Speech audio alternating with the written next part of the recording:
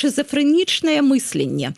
Вось глядзіце, у адным сказе сказано про тое, што у нас, значит, жанчына мае ўсе магчымасці, у нас няма дыскрымінацыі, у нас роўнасць. У наступным сказе, але галоўнае прызначэнне жанчыны гэта быць маці і жонкай.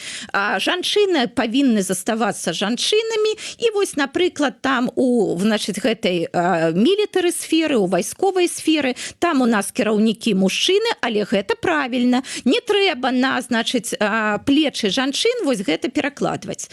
І я вось чытаю, я як бы не магу зразумець. Вось калі роўнасць, калі гендерная роўнасць, калі дыскрымінацыя гэта дрэнна і мы з ёй змагаемся, ну як бы гэта адно. А калі вось ёсць галоўнае прызначэнне жанчыны быць маці і жонкай, і жанчыны павінны заставацца жанчынамі, ну гэта як бы зусім з другой, з іншай песні.